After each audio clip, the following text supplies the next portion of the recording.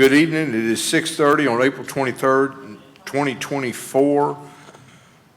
The Bastrop City Council reserves the right to reconvene, recess, and realign the regular session or so-called executive session or order of business at any time prior to adjournment. We do have a quorum. This meeting is open. We have noticeably absent is Councilmember Lee, who is in Miami celebrating her birthday, so can't fault her for getting away at all. We will immediately move into the Pledge of Allegiance. We are very pleased tonight to have Noah Taywater and Zachary Coleman from the Colony Oaks Elementary Safety Patrol. Guys, if you'll go ahead and come up and lead us in the pledge, will everybody please rise?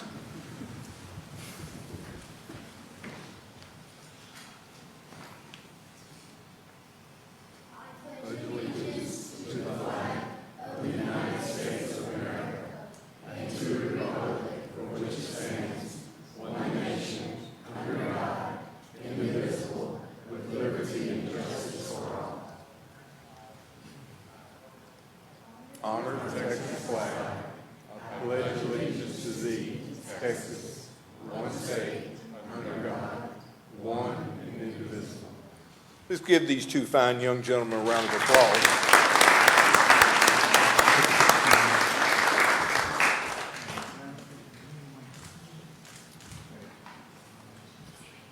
Thank you, guys.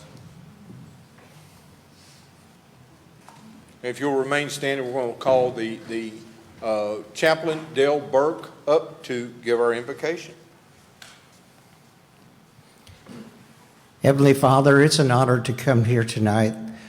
Lord, we just thank you for the blessings that you have upon this city as we come to you and your guidance in all the things that we do. We thank you, Lord, for the welcoming of people coming to this community as it's a city that's growing. So, Lord, I thank you for each council member here tonight, that you have called them to these positions, and there's a voting process going on now. Lord, we thank you here that you the people will select the people that are meant to be here. So, Lord, I thank you for your guidance here, and I thank you for unity with each of the council members here tonight.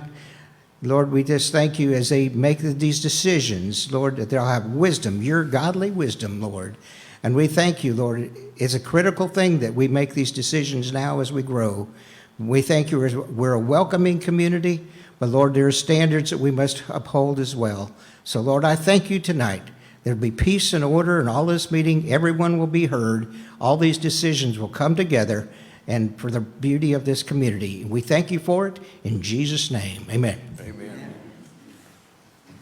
Y'all may be seated.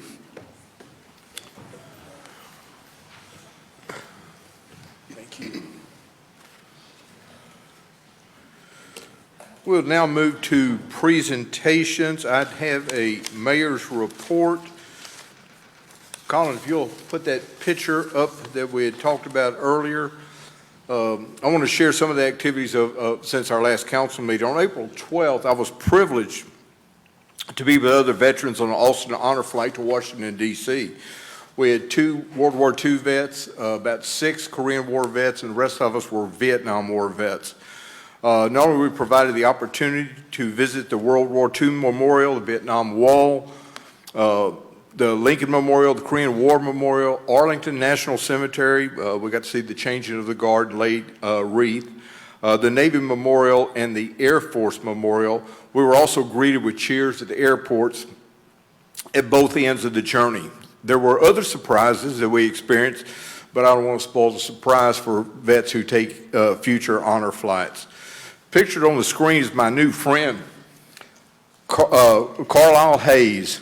And Mr. Hayes is 98 years old. I did not know it when he sat down at dinner with me, and I said, "What were you in?" He said, "Well, I was in the Coast Guard." "Well, when did you go in?" 1943.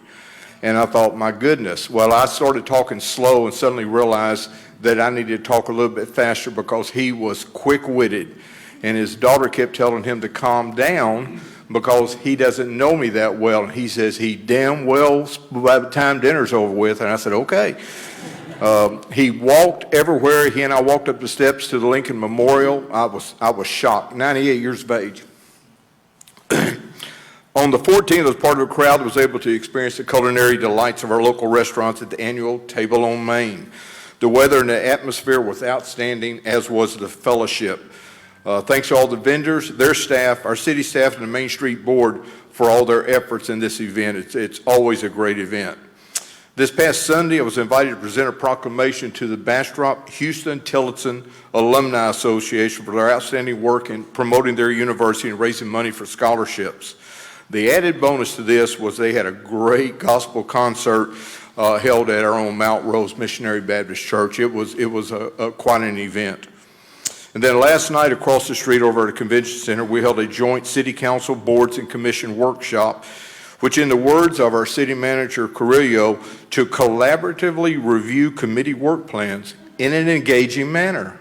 And it was an engaged group. It was the work that our volunteers do in the community is really outstanding, and we were greatly encouraged by their participation in this workshop. That's it for my quick report. Councilmember Kraus, do you have anything you wish to report out on? You touched on the boards and commission. I thought that was a really good meeting, and it was good to see everybody talking last night. I was excited about the meetings and discussions for the sports complex the past couple of weeks as well. And then I just wanted to personally thank everybody for their thoughts and prayers for my family the past couple of months now. So thank you very much. It's nice to be from a community that cares so much about everybody. So thank you very much for that. Thank you, sir. Councilmember Meyer. No report. Thank you, Mayor. Thank you. Mayor Pro Tem Kirkland. Nothing for me, thank you. Let the record note that Councilmember Plunkett has arrived. Do you have anything you wish to report out on? No, thank you. Thank you, sir. We will now move to our city manager's report. Madam City Manager. Thank you, Mayor. It's been a very busy couple of weeks, so I apologize for the small font. I will go through it quickly. We did have our Hot Fund Task Force, the council appointed. We had our initial meeting. Our community assets and all who receive hot funds owe some information that is due Friday. The task force will pick up next week, and then we'll begin the hard work of highest and best use. The Sports Complex Subcommittee also met. They've had their second meeting as we go through all of the complex financial information on how we make that kind of project successful and not a burden to the taxpayers of Bastrop. The Bastrop African American Freedom Colonies Museum and Cultural Center, we've gone through a few iterations with the architect. We will have our community meeting on May the 8th, and that is from 6 to 8 at the Convention Center. The group is really pleased with the work that Luck and Associates has done, and I think we heard the community and all of those pieces are represented. We continue to move forward with the qualified hotel project. As you know, the city received special legislation to be able to capture 10 years worth of the state's portion of the hotel, not just the hotel tax, sales and use, and a beverage tax for a qualified hotel attached or within 1,000 feet of convention center. We have interested parties who have submitted for the area across the street from the convention center. That site, while it's still in the running, is probably one of the most expensive sites to develop. So as we go through projects, I continue to use the word opportunity cost. If we've got to kick in some money from the kitty, what are we going to forego to do that? So tentatively moving forward with areas where the city wouldn't have to kick in anything. Our budget discussions are ongoing. We have received our preliminary roll. There are a great number of properties under protest. Surprise, surprise. So we continue to work. We continue to move toward a no new tax rate, no tax rate increase. That's the budget plan. The trash RFP is on your agenda tonight. That is going out. We are expecting to have a new trash provider by midsummer. The engineering survey and professional services, IDIQ, indefinite delivery, indefinite quantity, had, oh my goodness, a desk full of submittals. We have stacks and stacks of submittals, and we plan to bring that for council action on May 21st. We have the TxDOT, we had a resident reach out, several residents actually, about the timing at Hassler and 71, which is the McDonald's. We met with the McDonald's owner. He is amenable to reconfiguration of that area. He has to go through McDonald's proper, so in the short term, TxDOT worked with us to retime the lights at Hassler and 71. So there is more relief coming off of Hassler now. They've timed the light to give extra cars passageway. I traveled it several times this weekend. There's a noticeable difference. We are in the beginning of a stormwater quality program. As we go through development rules, we are now, although our population estimate according to the last census doesn't require it, it is super important as we protect the Colorado and our assets around us. So we are in the beginning of embarking on what we call a stormwater quality program. And my clicker's not working. Colin, the man of many moves. We did put a pause on professional engineering services that were not project related. As we dove into the budget, it was very apparent that there's pennies here, dimes here, nickels here, and that all adds up. That all adds up to general fund dollars. That means libraries, parks, police, and fire don't get the benefits that they deserve. So we have put a pause on that. That does not include projects that were funded with a separate pot of money, such as the bridge. So the bridge work continues. The wastewater treatment plant was scheduled to start at the end of the month. We've had some chlorine delivery issues and some sludge. The sludge needs to thicken a little bit more, and so we call that seeding. You don't want to know what that really means in layman terms on how to get that plant up and running.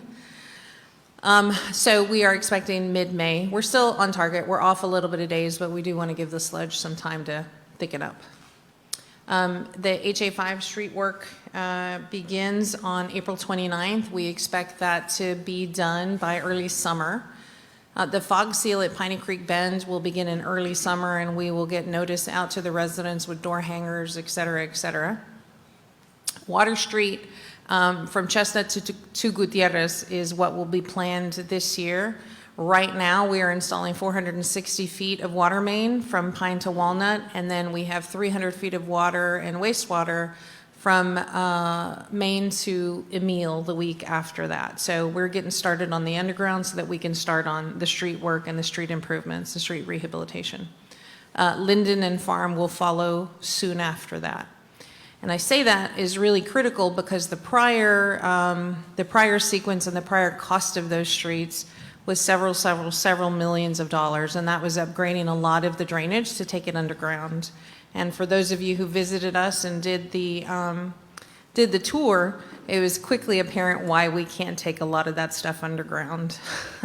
That means cutting into a lot of roadway and putting in all new things where what we have works just fine for now. Next one, Colin. The light at Blakey in 969, if anybody hears, there's no light there. That was taken down by Bluebonnet. It was not taken down by the city of Bastrop. There's a new pole there that is also going to serve the apartments. It'll be re-energized within 30 days. So it'll be back up. The BEDC and I attended the East Austin Business Summit, and if you haven't paid attention to the Austin Business Journal, it was terrifying for me, and I do this for a living. It was terrifying. The explosive growth that is to our west in the Austin periphery. Millions of square feet of industrial space, millions of square feet of apartments, millions of square feet of office and retail space. Super scary, but we've got a plan for that.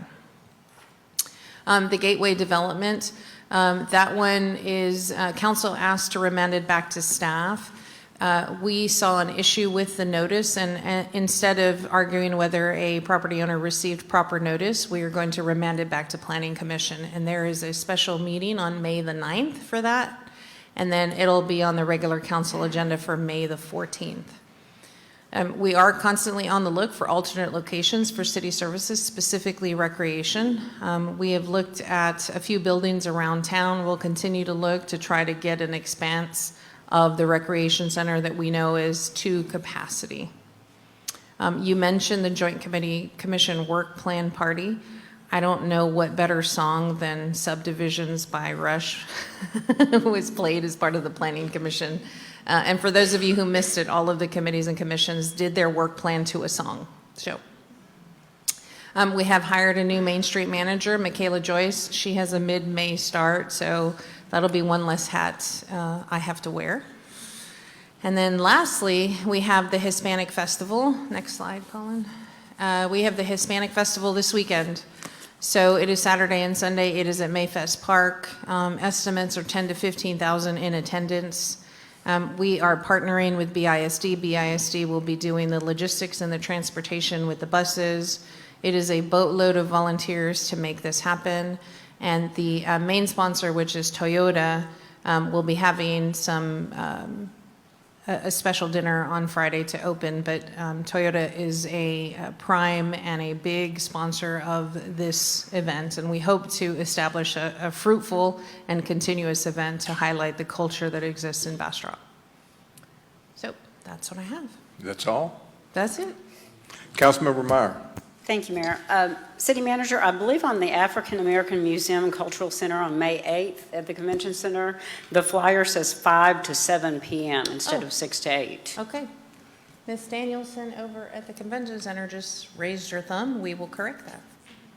Good catch. We will now move into some proclamations that we have for the benefit of the audience and for council. 4D has been removed at the request of the chamber. So we'll move to 4E, which is a proclamation of the City Council, City of Bastrop, recognizing, well, I'll just read the proclamation. Whereas sexual assault in the City of Bastrop County and the state of Texas is intolerable and must be stopped. Sexual Assault Awareness Month calls attention to the fact that sexual violence is widespread and impacts every person in this community. This year's campaign theme, Building Connected Communities, calls on each of us to work together to prevent sexual abuse, harassment, and assault. We believe when everyone experiences sexual violence, every community member is affected. Let me reread that. We believe that when anyone experiences sexual violence, every community member is affected. We must strive to build more connected, respectful, and inclusive communities, promote our collective well-being, and protect against the risk of sexual violence. We believe all of our communities will be safer and stronger by making them more equitable for people of all gender identities, sexual orientation, races, and ethnic backgrounds, ages, faiths, and abilities. Over 53% of women and over 29% of men reported experiencing contact sexual violence in their lifetime. Whereas most women and men across all sexual identities who experience contact sexual violence reported the person who harmed them was someone they knew. More than 1 in 4 non-Hispanic black women, 29% in the United States, are raped in their lifetime. 1 in 3 Hispanic women, 34.8%, reported unwanted sexual contact in their lifetime. More than 4 in 5 American Indian and Alaskan Native women, 84.3%, have experienced violence in their lifetime. Whereas 32.9% of adults with intellectual disabilities have experienced sexual violence. Whereas 47% of all transgender people have been sexually assaulted at some point in their lives.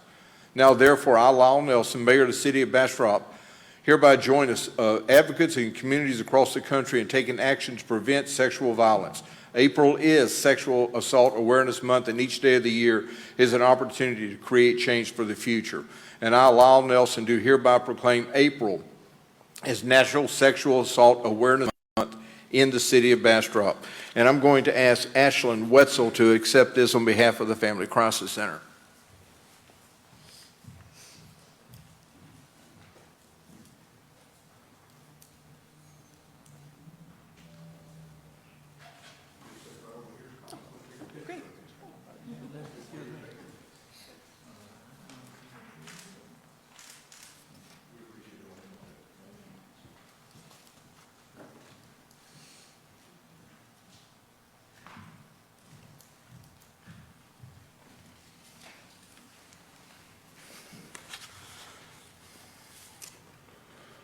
Our next proclamation is we're going to have our liaison to our Parks Board read it.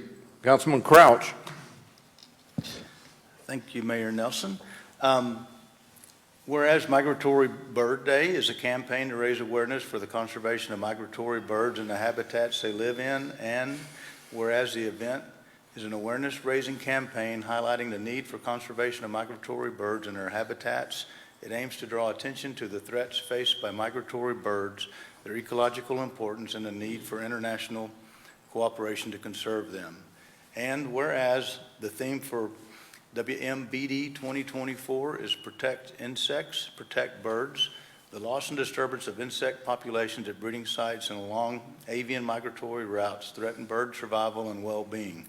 Natural spaces like forests and grasslands that have been transformed or endangered by intensive agriculture and urban development and its effects, such as light pollution, can result in a decline in insect populations.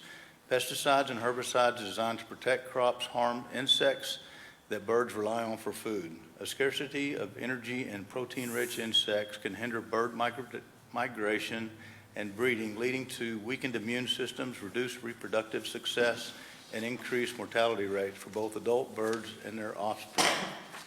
And whereas the Migratory Bird Day campaign in 2024 will stress the need for proactive conservation measures, this includes reducing the use of pesticides and fertilizers, and we're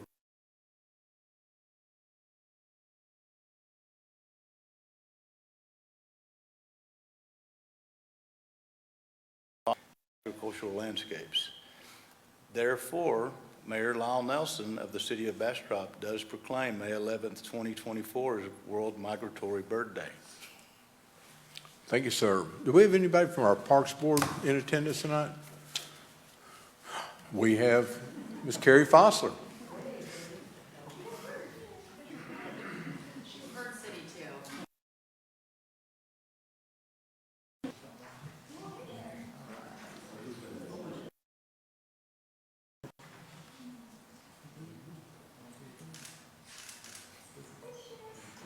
Thank you all so much. Thank you, Councilmember Crouch. We'll move on to one that's special to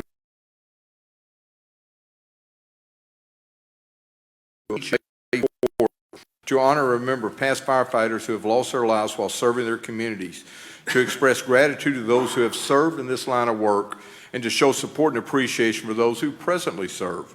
Whereas firefighters follow a long line of tradition and honor that inspires them to help colleagues, neighbors, and strangers alike, and whereas at a moment's notice, thousands of firefighters, both career and volunteer, risk their lives every day by quickly responding to certain situations to mitigate danger through such efforts as search and rescue, hazardous materials response, and combating the threat of destructive fire in order to protect individuals, families, and the economic well-being of our community.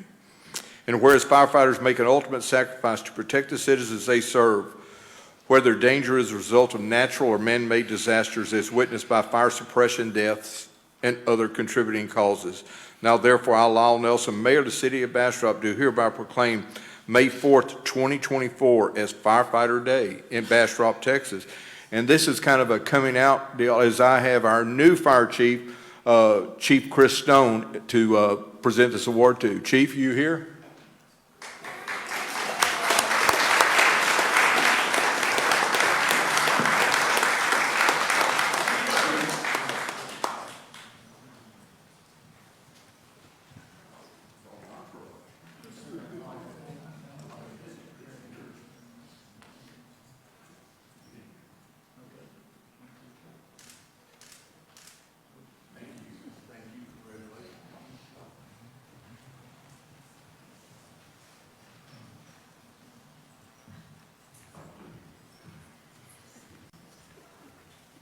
Our former outstanding fire chief is now our full-time assistant city manager, Andres Rosales.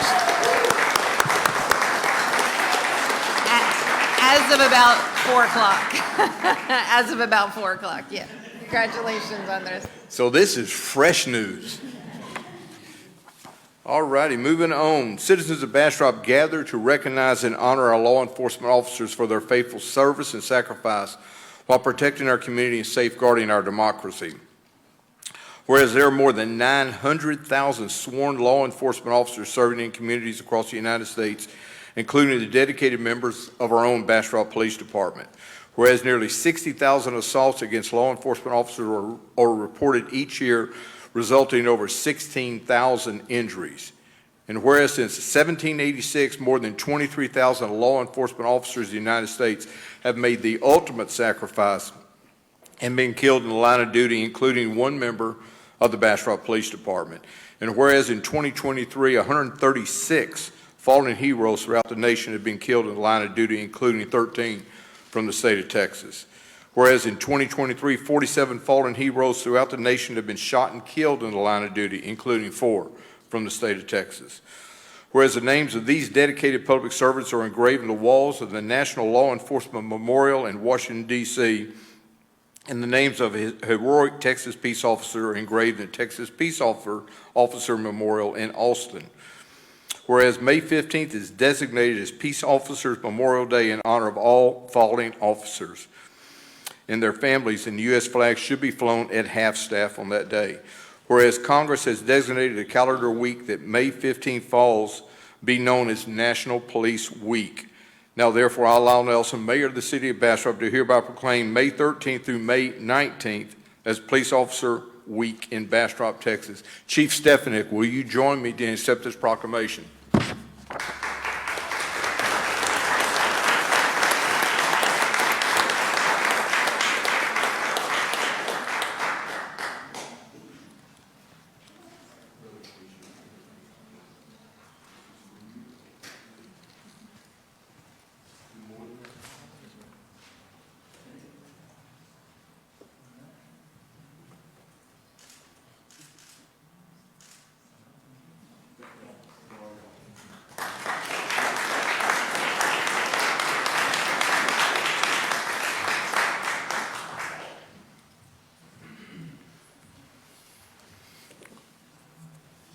Our public safety department of the city is an outstanding group of people. This is one, the next proclamation is one that I got to experience personally when I was invited to go to Austin to the Texas Historical Commission Annual Awards Banquet.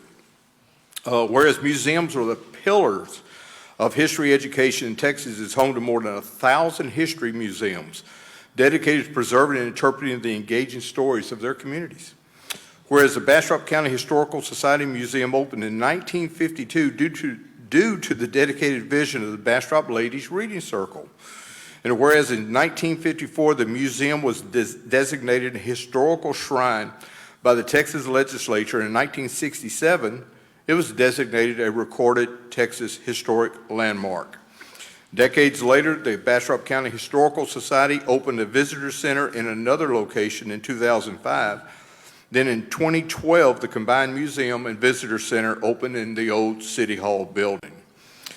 Whereas the Bastrop Museum and Visitor Center is the anchor facility in Bastrop's historic downtown, drawing over 14,000 visitors annually, preserving over 18,000 artifacts and hosting many outstanding public events. And whereas with research facilities, staff, permanent and rotating exhibits, and an exemplary visitor center all in one building, it is a valuable community asset. Whereas the Award of Excellence in Museums recognizes an individual or institution in the museum field for significant achievements in the areas of historical interpretation, museum education, conservation of collections, and/or community involvement. And whereas the recipient of this year's John L. Now III Award of Excellence in Museums has been awarded to the Bastrop County Historical Society. Yes.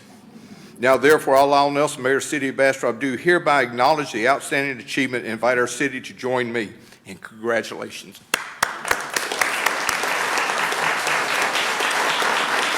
I would like for Nicole Guzman and her staff to step up and accept this award. Proclamation.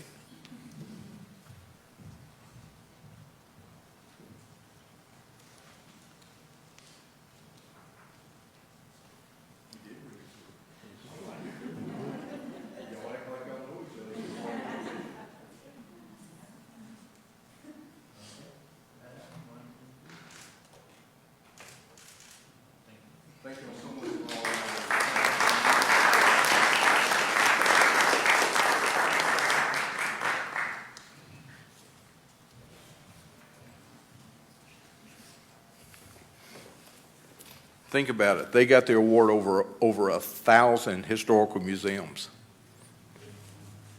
All righty, moving on. We'll now move to item 5, work sessions and briefings. We have none. We will move to staff and board reports. 6A, receive presentation of the unaudited monthly financial report for the period ending February 29, 2024. Ms. McElwain. Good evening. Before you, you have the February financial statements. And you can see that from the summary, we still are negative in the hotel occupancy tax. We'll talk about that in a minute. We have fixed this going forward.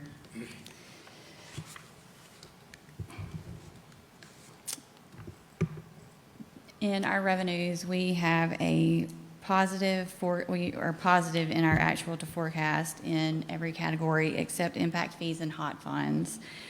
I actually researched impact fees and found the spreadsheet that we used, or they used to budget these numbers, and we may end up having to go make an adjustment to adjust that down. I'm going to look into it further. I found it late this afternoon. We have not collected 50% of those revenues, but we also have spent less than 60% of the budgeted expenditures. So I will continue to look into that. The hot funds, you approved a budget amendment to reduce the budgeted revenues by $750,000, but it was effective in April, and so we still have the original budget numbers here because these are February. So this will correct itself with that budget amendment.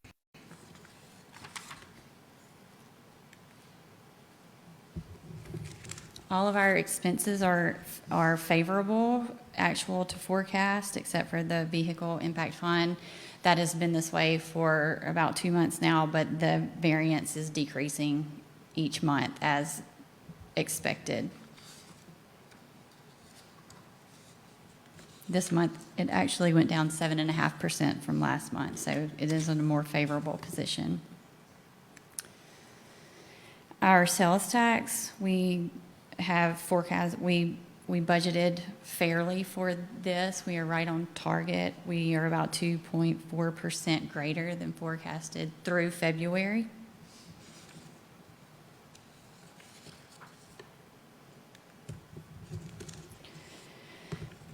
Our property tax is showing here that we're like negative 0.5%, a little unfavorable, but I went and checked it out in March and April. We collected a little bit higher than we forecasted, and so we're right at that 1%, which this means that we budgeted accurately for the fiscal year.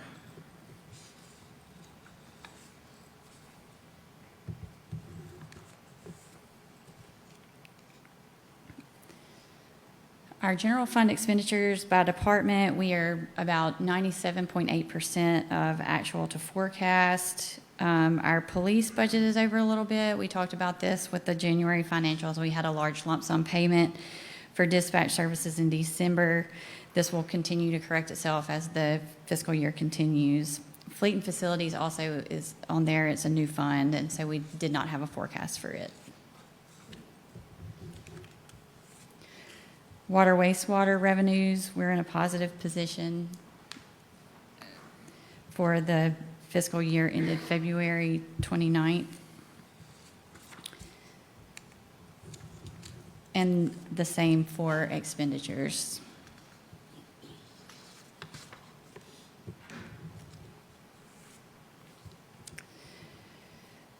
We had a little bit of a down month in our electric fund revenue, but I also looked into it. Our revenues for March were up, so it's probably just a timing issue with collections. We're still in a positive position. Our hotel occupancy tax, we're at negative 14.8%. Like I said, we corrected that with a budget amendment. So in when our April financial statements are presented, that will correct itself. But we also have not spent that money in the hotel occupancy tax fund. our development services revenue is strong. It's a new fund, and we have made sure that our expenditures and our revenues are all being related to development services are all hitting those accounts. And they are all in a positive position. Council, any questions for our CFO? Seeing none, thank you very much. Thank you. We will now move to agenda item 7, citizen comments. I have 2 individuals signed up to speak during the citizen comment. First one signed up to speak is Debbie Moore. If you'll approach the podium, give us your name and address, and you'll have 3 minutes, ma'am. Thank you, Mayor, Council. My name's Debbie Moore. I live at 1306 Church Street in Bastrop. A lot has been said lately about a lot of different things that aren't too appealing. But last August, Attorney Sarah Glazer was hired to investigate some complaints from employees of Visit Bastrop regarding, under other things, the relationship between the CEO and the mayor. There's concern that some public funds had been used improperly in connection with possibly an intimate relationship. But according to Ms. Glazer's report, it appeared that a number of the transactions were indeed legitimate business expenses, and stated further that some concern had been expressed because they were missing a receipt. A receipt. And do I condone the relationship? No, I don't. But it's between the mayor and his wife, and it's none of my business or your business or anybody else's business. We heard a lot about $70,000 and missing money and the like from Visit Bastrop. Again, saying that it was misspent between the two on dinners, travel, and other things. But I've not seen any of that. In fact, a forensic auditor did an intensive investigation and found no evidence of improperly spent funds. There were receipts totaling around $2,000 or less that needed an additional signature or documentation. Given the fact that the Visit Bastrop budget's almost $2 million, that's not bad. However, this council and city manager have not released that report. The cloud of suspicion still hangs over the mayor's head, and he's been tried and found guilty of stealing $70,000 in the court of the Bastrop rumor mill. It's time that all the findings from all of the attorneys and specialists paid for by Bastrop taxpayers be released, the whole truth be told, and this matter be closed. It's also time that Mr. Kirkland's recall petition be recalled and the council get on with the business of Bastrop. Thank you. Thank you, ma'am. Next person to sign up under citizen comments is Linda Curtis. Please state your name and address, and you'll have 3 minutes. I'm Linda Curtis. I am an outside agitator. I live two blocks outside the city on South Shore Road, and you don't see me down here too much because Lyle and the former mayor ran me off and said, mind your own business. But I'm back here thanks to some of you who decided you were going to support the Gateway project. I live up the road from it, and I find it to be very objectionable. And we have been making our opinions known through independent Texans. And some of us do, in fact, live in the city. But I wanted to say something, and I had a question. I don't know if you can answer this for me, and this might not be proper, but I'm a friend of Lyle Nelson. I helped him get elected his first time, and I love him. I respect him. I don't agree with everything he does in his life, nor do I agree with my partner's behavior sometimes, but I really don't like what is happening to him. I find it really kind of disgusting. If you have evidence, bring it on. If not, let's move on. So with regard to this recall petition, I started the recall on the mayor who, the evidence was right there in front of us. The guy was coming drunk to meetings. Okay, we never filed the petition because it didn't work out. But this recall that's going around is kind of an innuendo petition without evidence. and I think you all should really hesitate to sign it and be passing it around, especially at city meetings. I heard that one of you was getting signatures when you were on duty as a city council person. I think that is improper and not right. So I'll get off my soapbox. I have a question, though, about the item in executive session. Can we speak to that when you come back? How does that work? Can somebody explain that? As procedure, we'll take up executive session item, then come back out in open session. So we can sign up to comment after you take action or before you? Okay, thank you. Thank you. Madam City Secretary, do we have any other person signed up to speak on? No, Mayor. Thank you, ma'am. We appreciate it. Mr. Mayor, I don't live in the city, but I would like to address the council. Certainly. Most Friday nights, I'm at Kevin's Restaurant with anywhere from 8 to 24 people. Last Friday night, I was approached unwanted by Mr. Kirkland, and he was totally inappropriate. And I don't want him to approach me again, John, and the only reason I didn't dress you down on the spot was because you had your son with you. And out of respect of your son, I didn't dress you down. He told me that he was mayor pro tem, which apparently he is, and that it was his duty to get you taken out of office, and that every third word you said was a lie. Now, Lyle Nelson and myself are friends.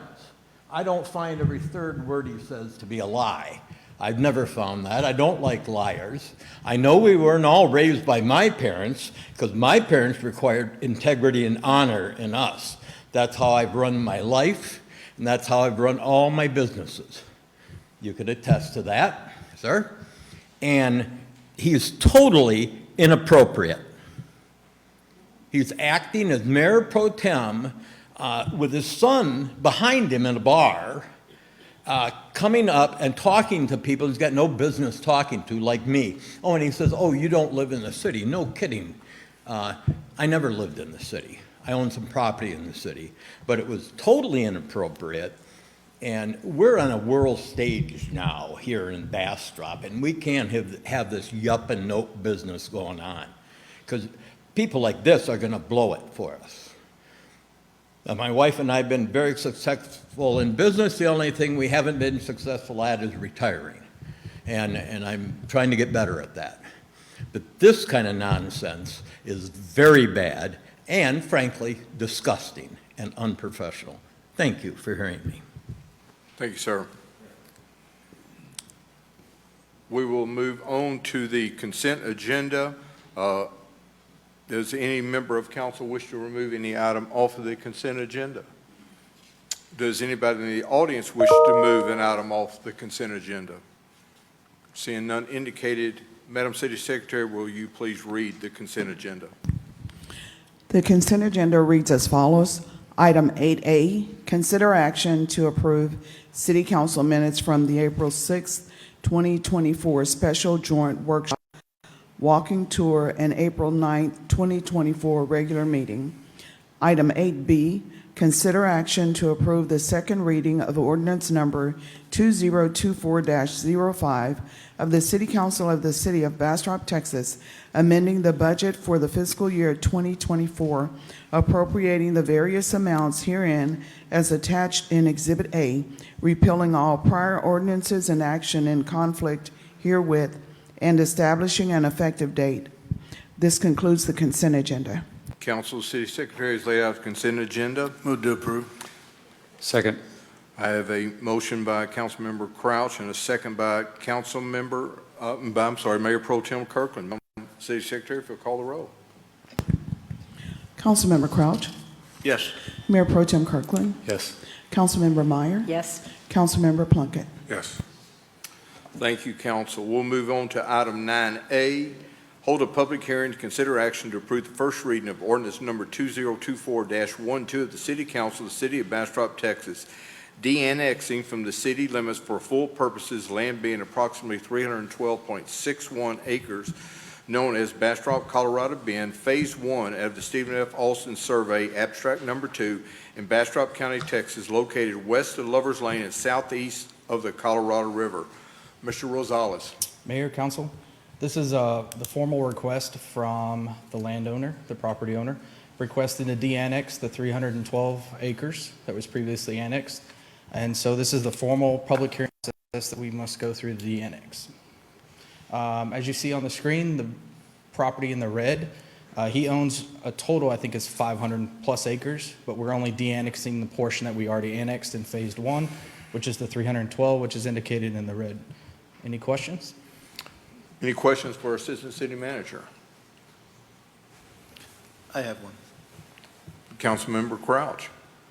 So as far as re-annexing back in the future, if we get some development and we can get infrastructure over there, it would be the same process as we had the first time? Correct. We annexed it in, correct? Yep. Property owners, property owner must come in and make that request. We'd go through the public hearing process and start it over again. Okay, all right, thank you. Good question, thank you. Council, just reminding you, the legislature preempted the city. A request for de-annexation is a demand for de-annexation. Correct. It's a little bit different than what it was in the past. If there are no further questions, I'll entertain a motion. Move to approve. Oh, I'm sorry, let me back off a little bit. If there's no questions, we're going to open the public hearing. Public hearing is hereby open. Madam City Secretary, do anybody wishes to speak on this subject? No, Mayor. Well, that makes it easy. The public hearing is now closed. If there are no questions, again, I'll ask for a motion. Move to approve. Second. I have a motion by Councilmember Crouch, a second by Councilmember Plunkett. Any further discussion? Seeing none indicated. Madam City Secretary, if you'll call the roll. Councilmember Crouch, Yes. Councilmember Plunkett, Yes. Councilmember Meyer, Yes. Mayor Pro Tem Kirkland. Yes. Thank you, Council. We'll move on to item 9B.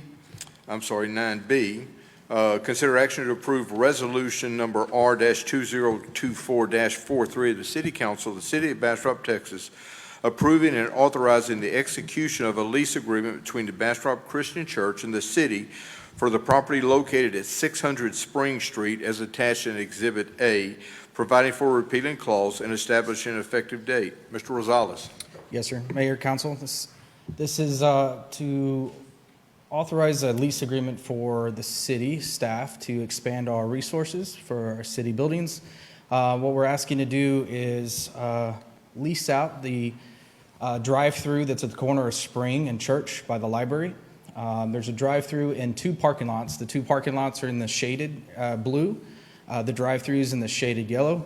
The drive-through is intended to be used for utility customer service. We're intending to move utility customer service from City Hall to this location. One, it'll open up more drive-through lanes, so we'll go from 1 lane to possibly 3 here.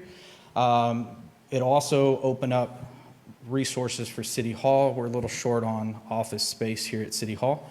And so removing that and opening that space up will move us to here. The blue is the parking lot area. That will be we will utilize that for public parking. So that'll be available for public parking during special events, normal time frames, but it'll be used for city events, any kind of thing for city public parking.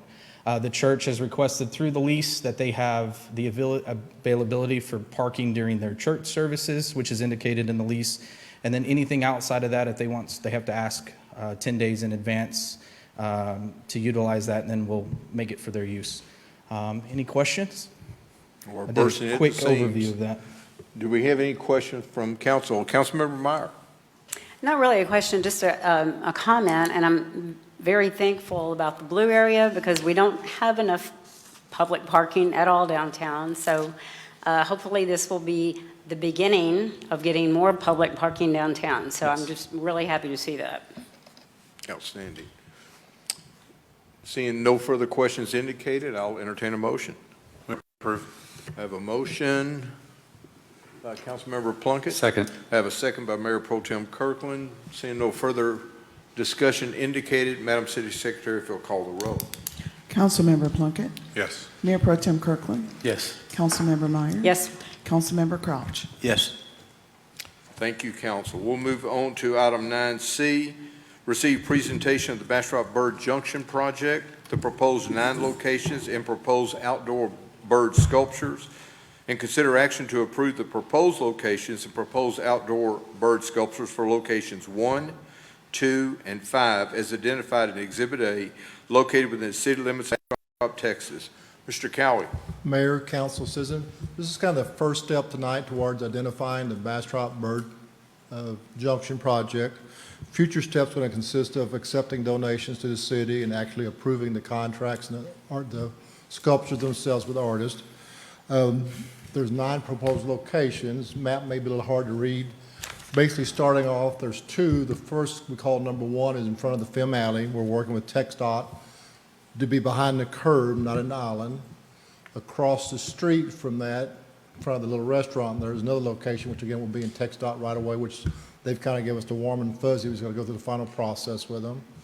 3 is right there by the convention center. Well, actually, 3 is they're looking at trying to come up with something to go across the bridge. 4 is in front of the Visit Bastrop building. 5 is in front of the convention center. Right there was an existing footing there. 6 is kind of between the back left corner of the convention center. And then I guess the map slide a little bit. There's a 7, 8, 9 at the drawing. There we go. 7 is downtown. Again, these are just proposed locations. 7 is downtown at 906 Main Street as a reference. Again, we visited the sites, try to less obstruction on the sidewalks, kind of blend in with the area. 8 is in the corner, kind of from the post office, what's currently is a Calvary Episcopal Church. It's kind of the southwest corner of Maine. At 9, we're looking at is the Bastrop Public Library to the left. There's an existing little sculpture right there, and trying to figure out if we want to relocate that to the right and put this there, but somewhere to the left of the deal. There's 3, as stated in the staff report, there's 3 locations that are pretty definite on the sculptures. They've worked with the artists. And if it's okay, Maria and Chloe here with the Cultural Arts Commission to kind of give you a more review and the history of the 3 sculptures themselves. Outstanding. Thank you.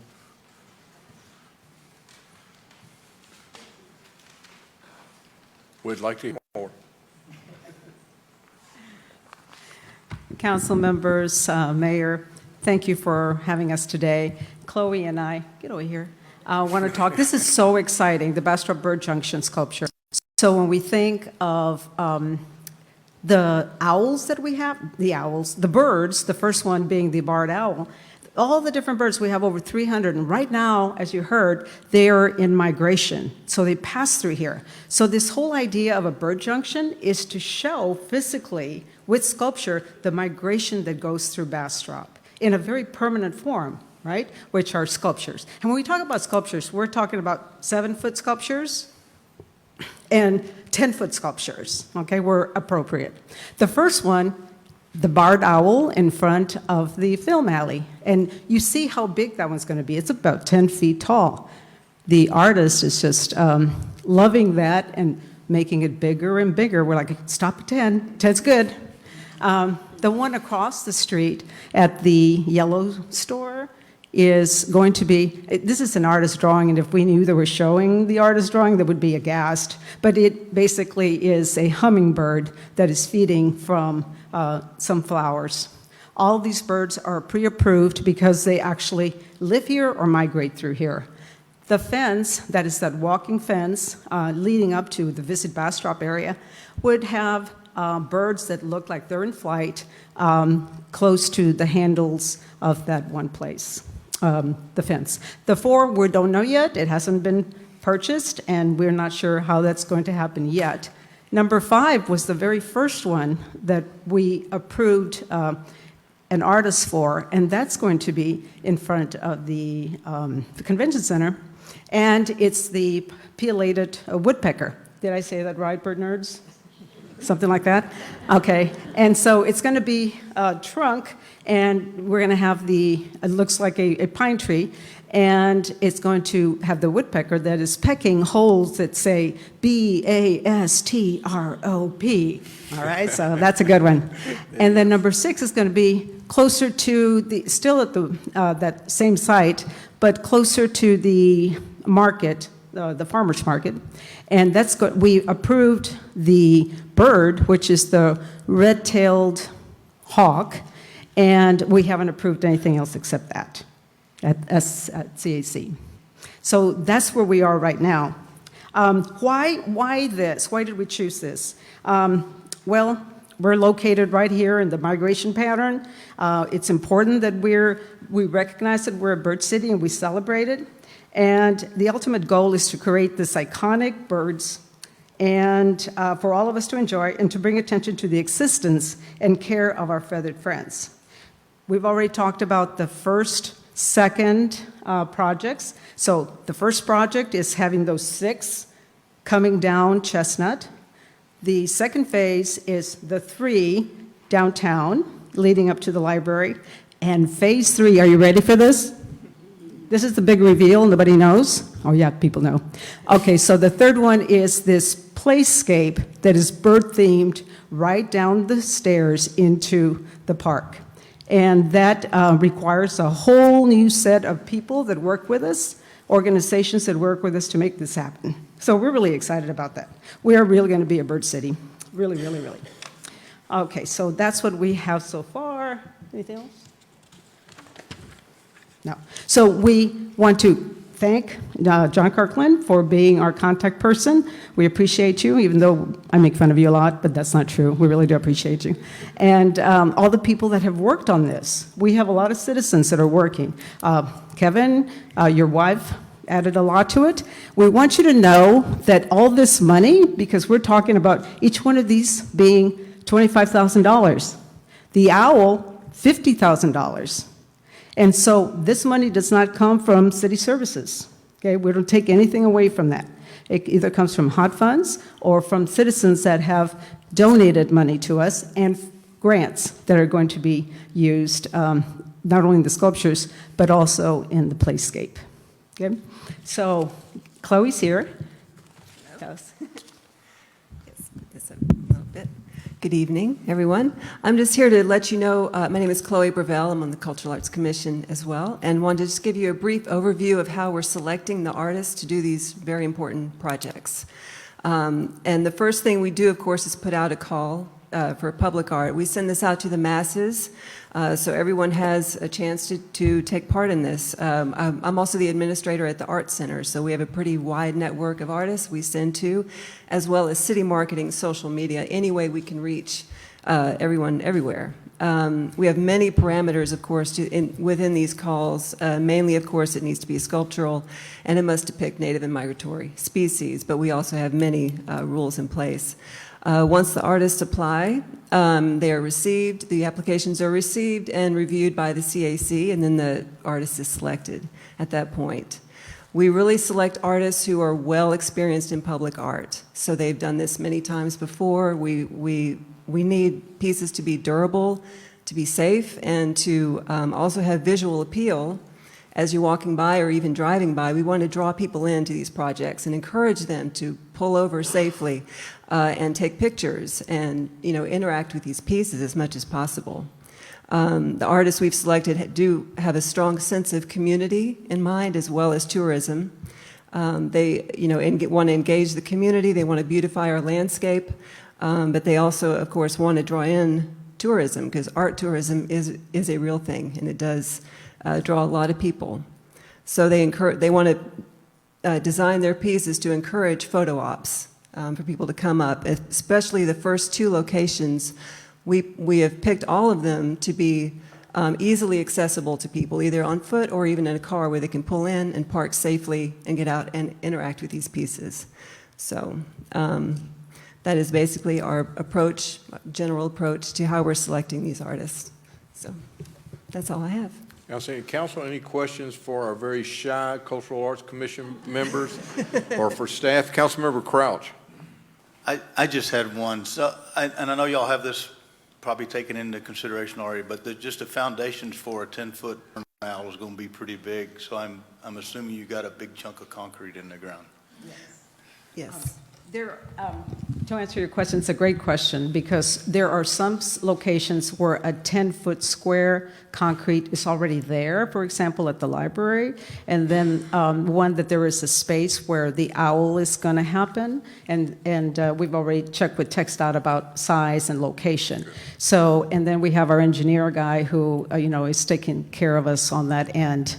For sure. The places, though, where it can't happen, there are some. So we have a smaller footprint, like downtown, for example, where we have to talk about people getting in and out of their cars and other things that are there. So yes, for sure, then those are more like 4x4, 6x6 locations. Yes, thank you. Safety Thank first. you. I saw y'all on the side of the highway for a couple of days, so I'm glad y'all checked it all out. Thank you. Any other questions? If not, I'll entertain a motion. Motion to approve? I have a motion by Councilmember Meyer. Second. A second by Councilmember Kraus. No further discussion is indicated. Madam City Secretary, if you'll call the roll. Councilmember Meyer. Yes. Councilmember Crouch. Yes. Mayor Pro Tem Kirkland. Yes. Councilmember Plunkett. Yes. We really appreciate y'all's work and the passion and enthusiasm that y'all bring to it. Remind me what song y'all picked as your theme song last night? It's one that talks about the angst of artists. So it's what's going on. You know that one from Four Non Blondes? That was our song. And there was a dance that went along with it, but please, please. Thank y'all very much. All right, council, we'll move on to item 9D. Consider action to approve resolution number R-2024-45 of the City Council of the City of Bastrop, Texas, approving and authorizing the issuance of a request for proposal for solid waste and recycling services as indicated as attached in Exhibit A, providing for a repeal and providing for effective date. Mr. Rosales. Mayor, Council, staff is requesting to advertise a request for proposals, or an RFP, for solid waste and recycling services contract commencing August 31st and continuing for the initial 5-year period or term through August 31st of 2029. The council may mutually agree to continue that after that, but once bids have been reviewed, we're going to bring them back. Talk about the schedule real quick. This is the schedule we're proposing. So tonight we will get your approval, hopefully, and then we will release the RFP tomorrow, and then mandatory pre-proposal meetings, and then we will bring it back to council in July of 2024 after we've kind of gone through all the proposals and the bids, and then the services will start August 31st, 2024. There should be a transition period between July and August, and all that will be laid out in the bids that we send to you and how that gets processed. Are there any questions? Any questions? I do have one more item. Oh. I have the RFP in front of you. The RFP that's in front of you, there was a question brought up from council previously that I did not include into the RFP, so I just need some clarification from you and direction. There was previous discussions with council that indicated a request for no contact or no lobbying rule as a part of the RFP process. And this can be added at your request. I just need to know from you if that is your wishes, and city attorney will work with me on getting that into the RFP process. And I think he can explain if you have questions about that. Yeah, could we get a little bit better explanation of what that item is? Certainly, Mayor and Council, sometimes with these types of RFPs,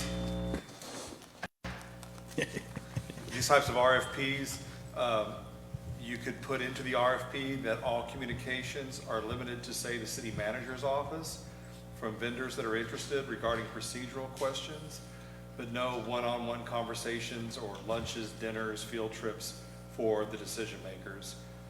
That's optional. That's not a legal requirement. It's legal to go see the facilities or take one-on-one meetings with potential vendors. If they are registered lobbyists with the state, they'll have to record that transaction, that meal. But otherwise, you could be subjecting yourself to those phone calls, those invitations. You might want that, you may not.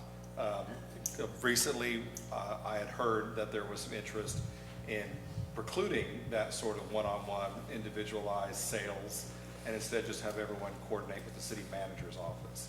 The current RFP doesn't have that provision in it, but we can certainly add that tonight as you approve it, if that's what council would like to do. Thank you, sir. Council, what is the desire of council? Do we add that restriction or that change? I think we could add it as an amendment to the motion would probably be the most appropriate way to do it. So, I'm sorry.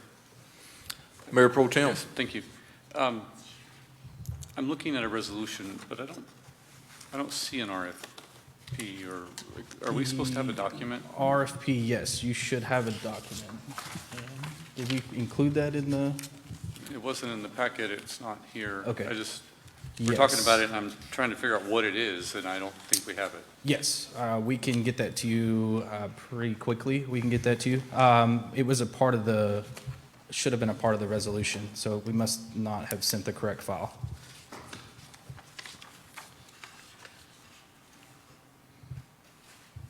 So what is tabling this going to do to it? It moves the timeline and squeezes just squeezes the timeline of the transition and the review periods.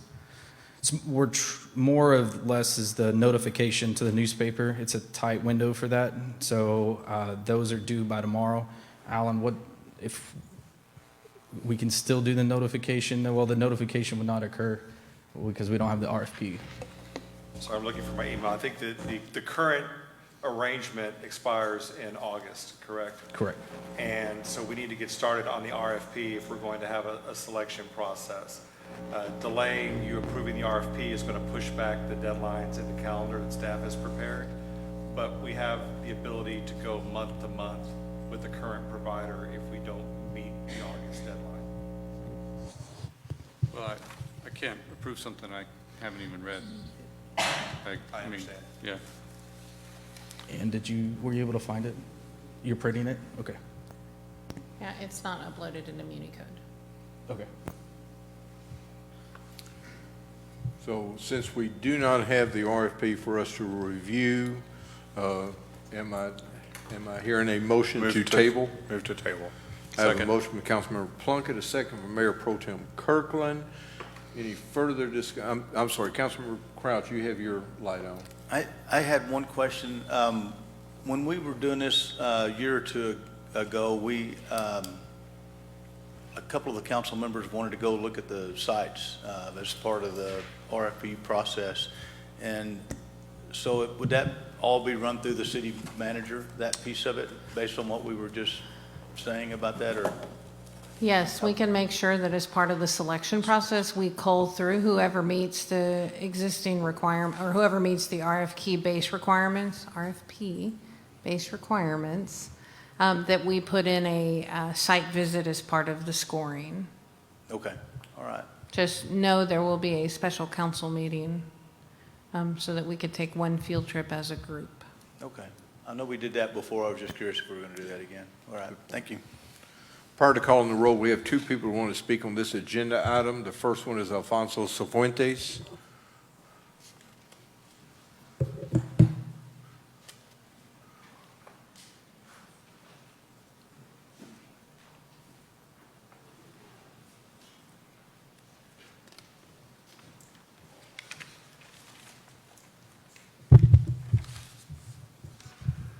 Good evening, Mayor, City Council, and City staff. Thank you for this opportunity here to address you and also share with you our desire to participate in the RFP process if the city should decide to do so for their solid waste program. Just to give you a little brief background history, Central Texas Refuse has been the brand that's been pretty prevalent out here in this area. You may or may not be familiar with it. So just want to share that Republic Services acquired Central Texas Refuse early December of 2023, as well as our newly opened 130 Environmental Park landfill, our state-of-the-art facility that we're very proud of. And it was a great addition because CTR has been servicing residential and commercial customers here in the Central Texas area for the past 41 years. which is a testament of exemplary customer service and mutually beneficial partnership with its customers. That includes municipalities like Lockhart, Cedar Park, and Round Rock, which CTR had been servicing for decades. Now, Republic Services is a leader in the environmental services industry, whose focus is on providing our customers the most complete set of solutions with a commitment to driving sustainability. Now, among the services offered are recycling, solid waste, special waste, hazardous waste, container and field services. And just as importantly, Republic Services is a diverse and inclusive employer of choice with over 40,000 employees nationwide. Now, Texas represents the largest area for Republic Services with full capabilities in the Austin and San Antonio markets. Republic Services has the resources to partner with the city of Bastrop from start to finish while offering the best overall value. In essence, achieving the best overall value hinges on more than just good service. It requires a blend of factors like community investment, responsiveness, reputation, and competitive pricing to create a mutually beneficial partnership with your progressive city of Bastrop. Thank you for your leadership and service to your community. Thank you. Thank you, sir. Next person scheduled to speak is Jamar Prince. Welcome, sir. Good evening. My name is Jamar Prince. I am a municipal sales manager at Texas Disposal Systems. Thank you for having me, council. Thank you for having me, staff. Thank you for having me, mayor. First off, I'd like to introduce myself. I am a local. I live here in Bastrop. I have 5 children, one of which who graduated from Bastrop ISD. My wife has taught in Bastrop ISD for 10 years at Cedar Creek High School, and I formerly taught at Cedar Creek Intermediate, 5th and 6th grade, in English and in Spanish. I've been at Texas Disposal Systems now for 7 years, and I'm very, very relieved to hear that you are going out for RFP. We very much look forward to it. And I'm also happy to hear that you will be visiting the sites. Our site is top-notch, state-of-the-art. It's the Disney World of landfills, if you will. Interesting. Yes, very much so. As a local, I'm very excited. As you would imagine, a person working for Pepsi isn't happy to be surrounded by Coca-Cola. In that same vein, where I work, live, play, and worship, I'm happy to be the representative to put our very, very best foot forward to represent Texas Disposal Systems in our community. Thank you for your time. Thank you so much. All right, council, we have a motion on the floor. Any further discussion? Madam City Secretary, please call the roll. To the table. Councilmember Plunkett, Yes. Mayor Pro Tem Kirkland, Yes. Councilmember Meyer, Yes. Councilmember Crouch. Yes.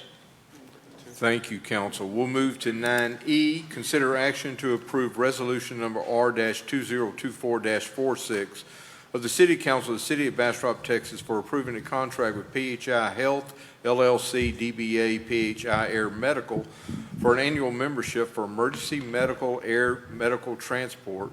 Let me read that again. For emergency air medical transport in the amount of $32,334, authorizing the city manager to execute all necessary documents and providing for an effective date. Mr. Rosales. Mayor, council, this is our PHI contract we've had since February of 2020. We approved last year. This is for a 1-year contract from April to April. Actually, April 31st to May 1st, basically. This year, there's no increase. It'll be the same dollar amount as last year. They are proposing an increase in next year's budget, so we will make sure that gets included in next year's budget. But for this fiscal year, where there's no increase, it's steady and level.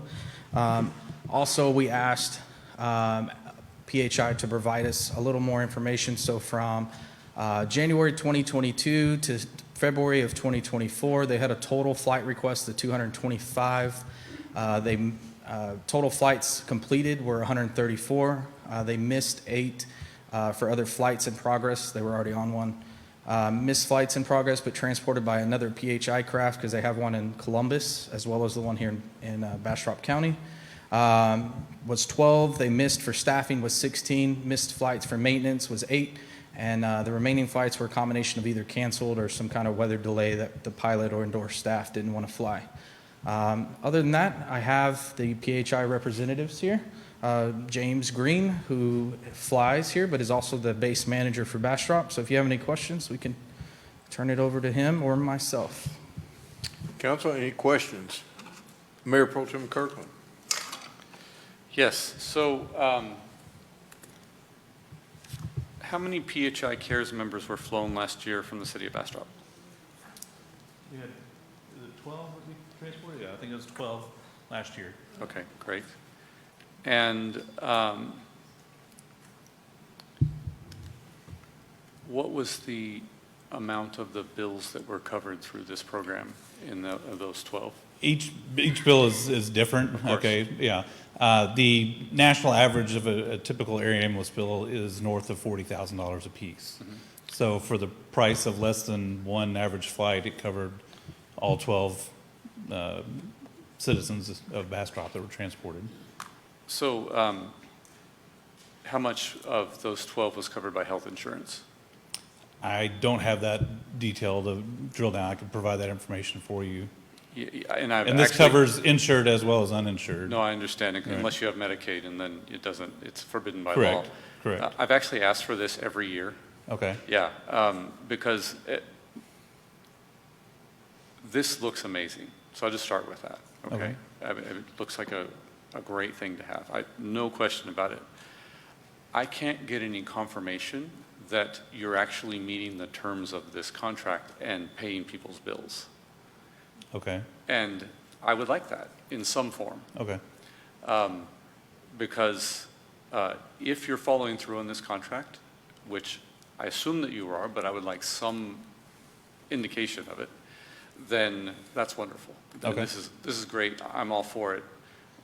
I think this is my third time to ask for it. Okay. I'm sorry. I personally haven't been here in the previous. And so I just okay. looking for something that says that that this Return on contract, investment, basically, that says is what that you're if you looking for. pick up a city resident in the city, that their health insurance will pay you, and then they won't have to pay anything beyond that. Correct. And if they don't have health insurance, then they would cover that. So just, if you came in and even said, 12 flights, and we covered this much money of those 12, I'd be Right. pretty happy with yeah, that. But I just averages, yeah. I mean, certainly you could do some, but yeah, okay. I will certainly provide that. Give me a week or so. Perfect. And I will follow up with Mr. Rosales and Thank you very have him much. get that to you. I'm sorry that you've asked for it and hadn't received it previously, so we'll rectify that. We'd appreciate it. Any other questions from council for staff or for PHI? Seeing none indicated, I'll entertain a motion. Motion to approve. Second. I have a motion by Mayor Pro Tem Kirkland, a second by Council Member Meyer. Seeing no further questions or discussion indicated, Madam City Secretary, if you'll call the roll. Mayor Pro Tem Kirkland. Yes. Councilmember Meyer. Yes. Councilmember Plunkett. Yes. Councilmember Crouch. Yes. Thank you very All much. right, I appreciate it. Thank you. Council, we're going to move into executive session shortly. Item 10A is City Council shall convene in a closed executive session pursuant to Texas Government Code Sections 551.071, 551.072, and 551.087 to seek the advice of legal counsel regarding the real estate and economic development aspects of a potential development of a qualified hotel project. Item 10B, City Council shall convene in the closed executive session pursuant to Texas Government Code Sections 551.071 and 551.072 to seek legal counsel and discuss potential acquisitions of real estate adjacent to Gills Branch within the city of Bastrop. Item 10C, City Council shall convene and close executive session pursuant to Texas Government Code Section 551.071 and 551.087 to seek advice of legal counsel regarding a 380 agreement with the Bastrop County Museum and Visitor Center. Item 10D, City Council shall convene and close executive session pursuant to Texas Government Code Section 551.071 and 551.087 to seek the advice of legal counsel regarding potential economic development incentives for the Bastrop Opera House. And item 10E, City Council shall convene and close executive session pursuant to Texas Government Code Section 551.071 and 551.074 to seek the advice of legal counsel regarding the conduct of Mayor Lyle Nelson, results of recent Board of Ethics decision, including remedial measures. It is Real quickly, Mayor, if I may. Yes. Mayor, Council, correct the record on 10E. We will not be going into executive session under 551.074 because the subject has requested that we not do that in executive session. So 10E will be limited to consultation with attorney only. Thank you, Mr. City Attorney. It is 7:51. Council is in executive session.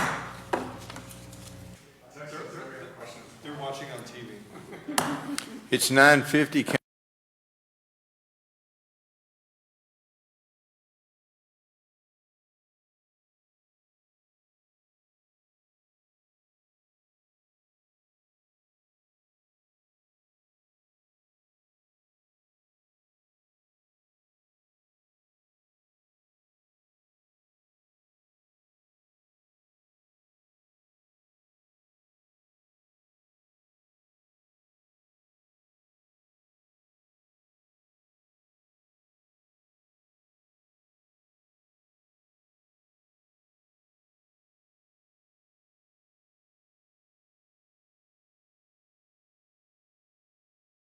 D. I move to direct staff and the city attorney to negotiate and prepare an economic development incentive agreement with the Bastrop Opera House to help fund improvements and bring it back to the next possible meeting. Second. I have a motion and I have a second. Any further discussion? Seeing none indicated, Madam City Secretary, if you'll call the roll. Councilmember Meyer, Yes. Mayor Pro Tem Kirkland, Yes. Councilmember Plunkett, Yes. Councilmember Crouch. Yes. Move on to item 10E. I believe we have a motion on that also. I move to table item 10E and address it at a special meeting to be called for Monday, April the 29th at 5:30 p.m. Second. Second. Have a motion, have a second. Any further discussion? Seeing none indicated, Madam City Secretary, if you'll call the roll. Councilmember Meyer, Yes. Councilmember Plunkett, Yes. Mayor Pro Tem Kirkland, Yes. Councilmember Crouch. Yes. Thank you, council. We will now move to adjournment. Do I have a motion? Motion to adjourn? Second. We stand adjourned.